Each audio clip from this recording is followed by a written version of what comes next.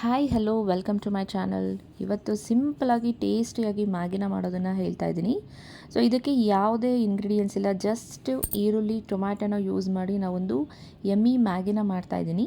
ಇದಕ್ಕೆ ನೀವು ಒಂದು ಬಾಣಲಿಗೆ ಎಣ್ಣೆ ಇಟ್ಕೊಂಡು ಅದಕ್ಕೆ ಸ್ವಲ್ಪ ಈರುಳ್ಳಿ ಟೊಮೆಟೊನ ಹಾಕಿ ಚೆನ್ನಾಗಿ ಫ್ರೈ ಮಾಡ್ಕೊಳ್ಳಿ. ನೋಡಿ ಈ ರೀತಿ ಅದು ಚೆನ್ನಾಗಿ ಕೆಂಪಗೆ ಆಗಬೇಕು, ಆ ರೀತಿ ಕ್ಲೀನಾಗಿ ಅದನ್ನು ಫ್ರೈ ಮಾಡ್ಕೊಳ್ಳಿ. ಅದಕ್ಕೆ ನೀವು ಅದಾದಮೇಲೆ ಸ್ವಲ್ಪ ಅಚ್ಕಾರದ ಪುಡಿಯನ್ನು ಹಾಕಿಬಿಟ್ಟು ಸೊ ಟೇಸ್ಟಿಗೆ ಸ್ವಲ್ಪ ಉಪ್ಪು ಎರಡನ್ನೂ ಹಾಕಿ ಚೆನ್ನಾಗಿ ಫ್ರೈ ಮಾಡ್ಕೊಳ್ಳಿ. ಚೆನ್ನಾಗಿ ಫ್ರೈ ಮಾಡಿದ್ಮೇಲೆ ಅದಕ್ಕೆ ಬಿಸಿನೀರನ್ನು ಆ್ಯಡ್ ಮಾಡ್ಕೊಳ್ಳಿ. ಬಿಸಿನೀರನ್ನು ಆ್ಯಡ್ ಮಾಡಿ ಅದು ಕುದಿಯೋಕ್ಕೆ ಬರುತ್ತೆ. ಅದಕ್ಕೆ ಮ್ಯಾಗಿ ಪೌಡರ್ ಇದೆ ಅಲ್ಲ, ಸೊ ಒಂದು 2 to 3 ಮ್ಯಾಗಿ ಪೌಡರ್ಸ್ನ ಹಾಕಿಬಿಟ್ಟು ಚೆನ್ನಾಗಿ ಅದು ಕುದಿಯೋಕ್ಕೆ ಸ್ಟಾರ್ಟ್ ಆಗುತ್ತೆ.